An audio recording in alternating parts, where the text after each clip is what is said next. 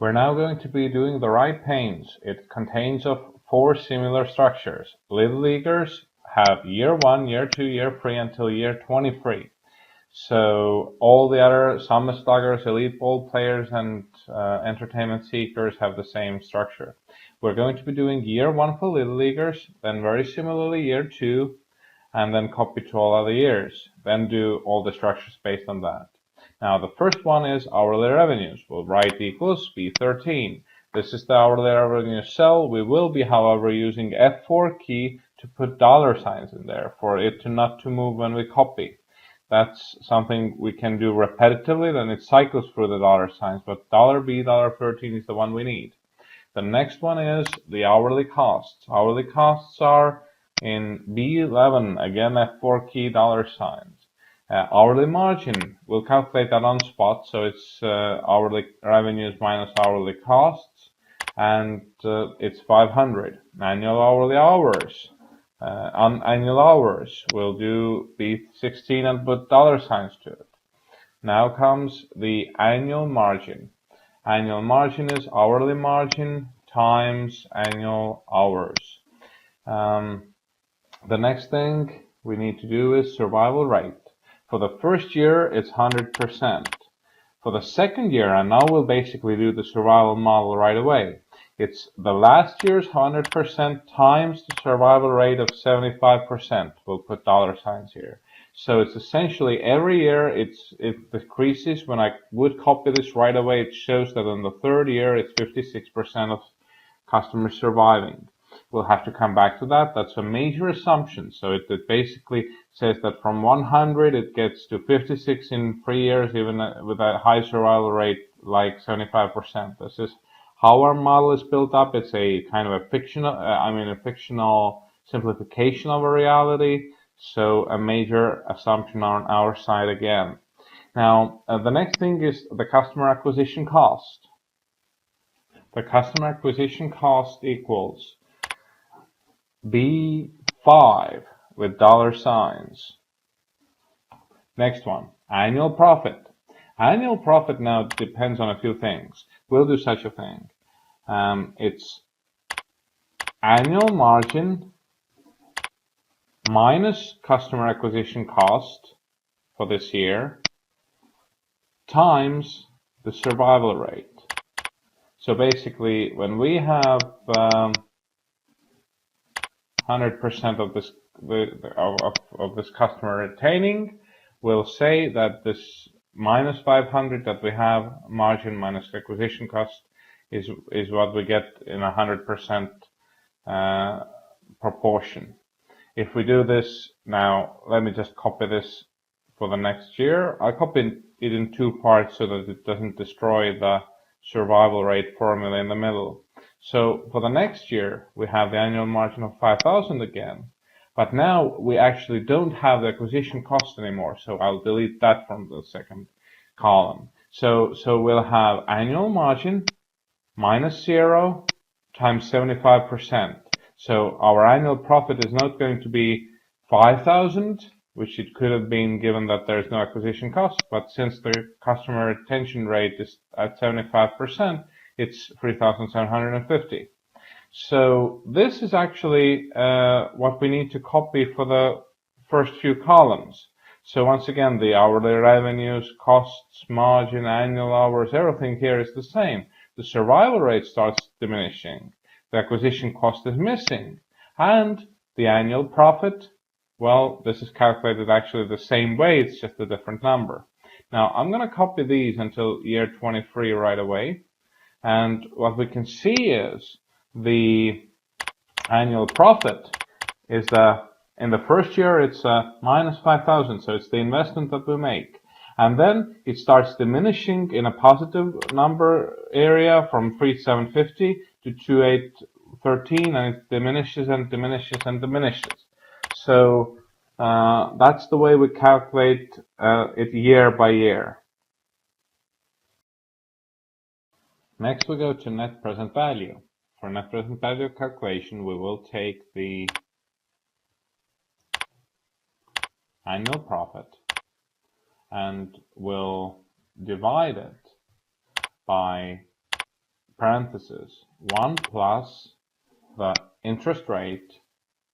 To do the proper NPV calculation, we have to fix this interest rate with dollar signs. And now we need to take it to the power. So it's to the power of the year number. So in the first year, there is nicely a number 0 at the cell I1. So every number to the power 0 is 1. So in the first year, we actually don't divide by anything here. So since 1 plus 10% is 1.1, but it's to the power 0, comes back to 1, so it's the annual profit divided by 1, which is itself. Now, in the next year, however, this NPV calculation now takes the second annual profit and divides it already by 1.1. And in the third year, it takes the third annual profit and divides it already by 1.1 to the power 2 squared, 1.221, 211. And here it goes. So this is the NPV calculation. It takes the cash flows and brings them to the present time. Now the next thing to do is cumulative profit to date. So this really is a sum, and it doesn't use NPV here. So it's sum from I12 to I12, where we have to fix with F4 key the first I12. So what's going to start to happen is, as we copy this formula, at every year, it's the sum of all those annual profits from the first year until the current year. So this is the cumulative profit to date that we'll have to do next. Now, let's copy the NPV calculation as well. But we'll have to take into account that the NPV here just gives the current years, let's say 4th year's annual profit, and it brings it to the first year's terms. So it's like the 4th year's profit as it would look in the first year or year number 1. And now lastly, we do such a thing that we take the NPV calculation and we make a cumulative sum of those NPV calculations. So it's NPV of annual profit, colon the same thing, fix the first one, and copy this, and let's see in a second how it behaves. So what it does essentially is in the 4th year, it's going to take all the NPVs, like the first annual profit, the second annual profit to the first year, the third annual profit the first year, the 4th annual profit the first year. So it actually shows us what the money flow looks like when we take into account all the 4 years. So if we, let's say, let 23 years pass, we see that it's 5,700 yens that this customer has been valued at. So once again, it's annual profit, which shows the current year's profit. It's NPV of annual profit, which just basically brings it to the current time. Then it's accumulative profit, which just doesn't take NPV into account at all, which is kind of false. And then the cumulative profit that takes NPV into account. So essentially, basically, the cell to look at for us would be this last cell, year 23, which shows the cumulative profit. There is, however, one more rule. We've seen that the survival rate goes down in such a way that, for instance, by year 21, it's just 0.3% of the customer remaining. And then those minuscule percentages keep ticking away. So we've established a rule here that if this annual profit falls below, or rather, if this present value of annual profit falls below $100, as it does here on year 12, then we skip the rest of it.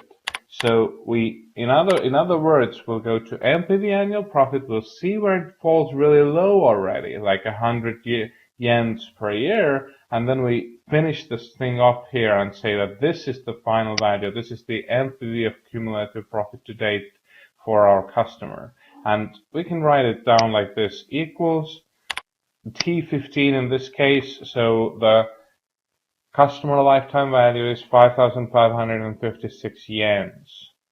That's how we calculate this whole thing. And we'll do the same thing for Soundless Sluggers, Elite Players, and Entertainment Seekers.